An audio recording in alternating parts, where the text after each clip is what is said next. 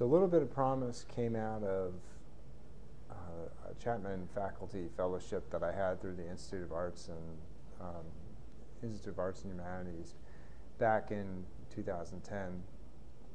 So thanks to the kindness of Max Chapman, I was given an opportunity to explore whatever it was that I wanted to explore, whether it be inside the realm of my expertise or outside of it.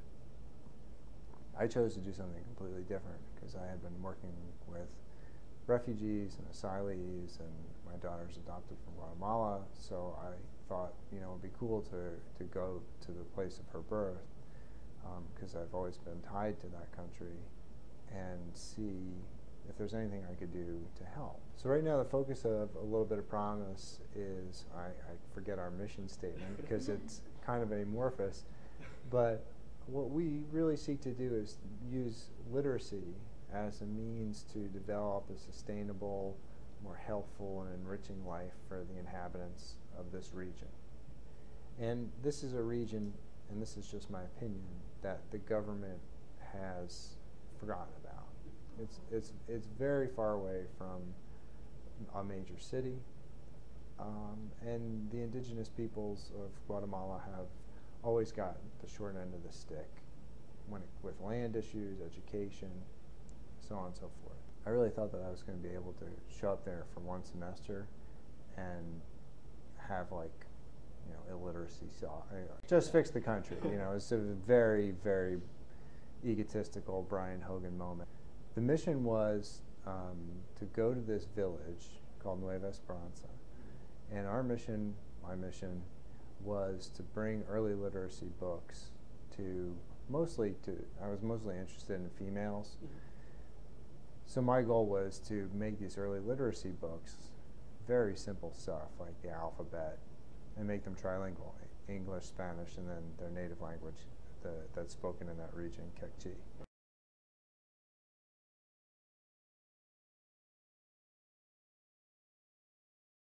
So I never knew that I was going to be engulfed in building a school. I had no idea that that was going to be any portion of the outcome of this.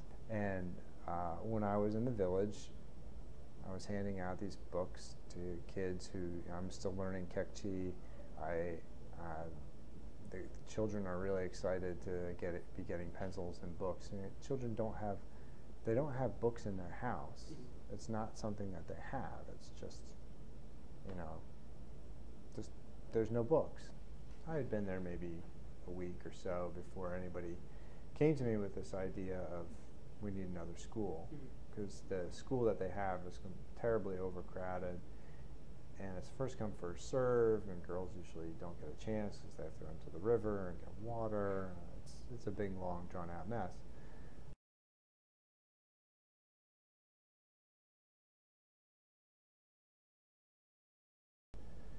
There's this, I incorrectly went in thinking, these people are poor, they have dirt floors, they only have 2 toothbrushes for a family of 12. I should feel sorry for them. And when I left there, I felt sorry kind of for me, because we live in a country where my kids can argue about who wants to use the iPad. And there I saw what a family unit that works together to live and to put food on the table. I got to see firsthand how important they treasure their time together. And as painful as it is to watch girls, boys who are 7 years old chop wood or go get bundles of wood, to see everybody stand around this fire while the women make tortillas for hours and hours on end, they're laughing and there's smiles on their faces, and I'm thinking, boy, I was so wrong.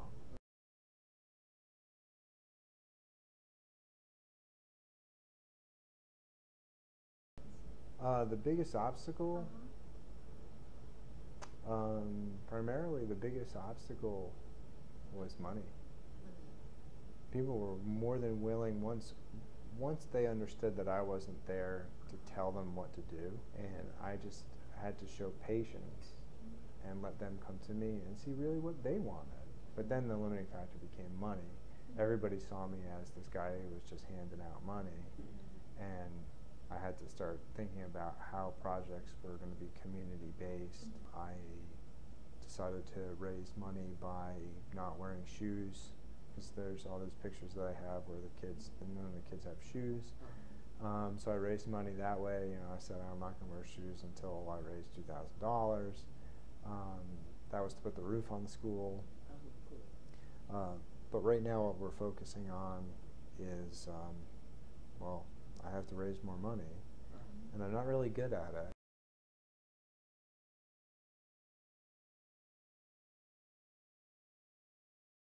I try to bring them together under the banner of education.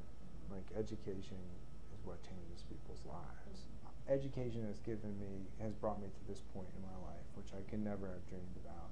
And now I see education playing out with students like Byron, who I helped go to St. Thomas More, and Judith, whose village is Nueva Esperanza, and her sister Delvia, who has an education. That's how I bring it all together. And whether it's chemistry or it's just basic literacy, it's all the same to me. It makes people's lives better. And the cool thing about chemistry is we know how to fix stuff that's broken.